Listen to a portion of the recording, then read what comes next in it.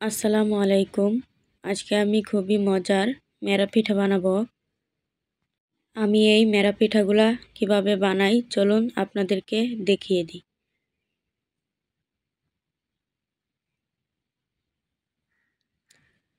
প্রথমে এখানে আমি চালের গুঁড়া নিয়ে নিলাম।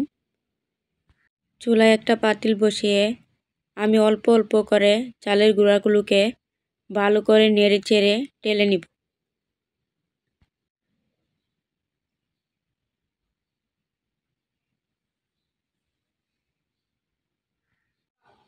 চালের গুঁড়াগুলোকে ভালো করে নাড়াচাড়া করতে হবে, না হলে কিন্তু তলায় লেগে যাবে। তাই ভালো করে নেড়ে ছেড়ে আমি চালের গুঁড়াগুলোকে টেলে নিব।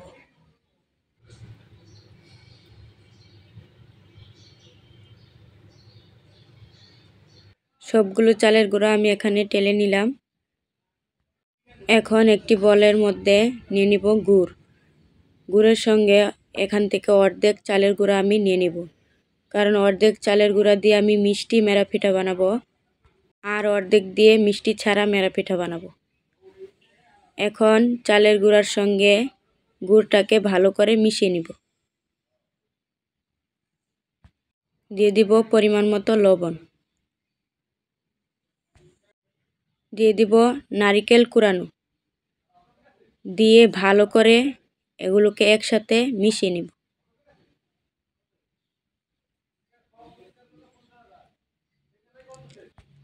এখন অল্প অল্প করে হালকা কুসুম গরম পানি দিয়ে, বেশি শক্ত না বেশি নরমও না, এমন একটা গোলা তৈরি করে নিব।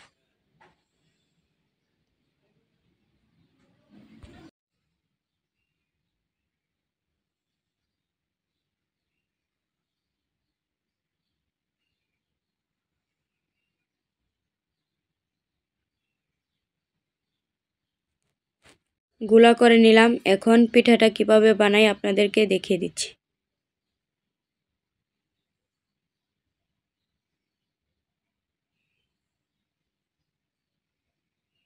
এই যে দেখুন, পিঠাটা আমি এভাবে বানিয়ে নিলাম। এখন একে একে সবগুলো মেরা পিঠা আমি বানিয়ে নিব।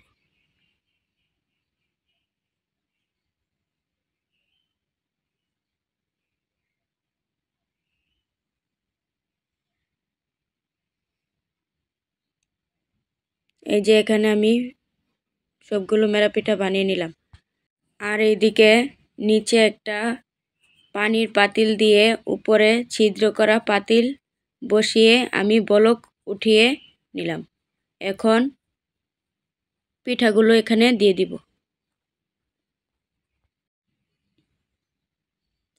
এখন অর্ধেক চালের গুঁড়া যে রেখেছিলাম এর মধ্যে লবণ দিয়ে আবারও গুঁড়া করে নিব।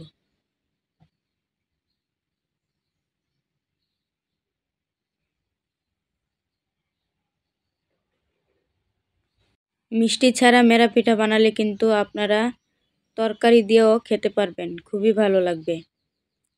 এই যে একইভাবে আমি সবগুলো মেরা পিঠা বানিয়ে নিব।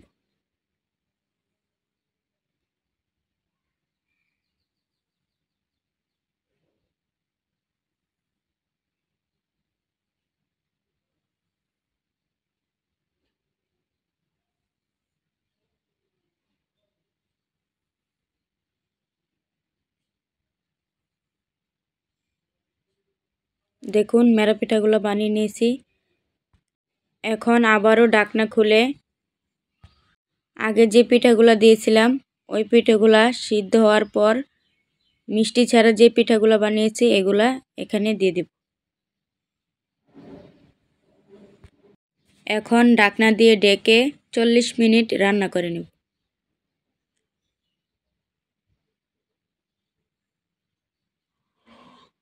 40 মিনিট পর ঢাকনা খুলে দিলাম। পিঠাগুলা হয়ে গেছে। এখন একটা জাখিতে আমি পিঠাগুলা নামিয়ে নেব। তৈরি হয়ে গেল আমার মেরা পিঠা। মেরা পিঠা খেতে কার কার ভালো লাগে কমেন্টে জানাবেন। ভিডিও ভালো লাগলে লাইক দিয়ে চ্যানেলটি সাবস্ক্রাইব করার অনুরোধ রইল। সবাইকে অনেক ধন্যবাদ ভিডিওটি দেখার জন্য। আল্লাহ হাফেজ।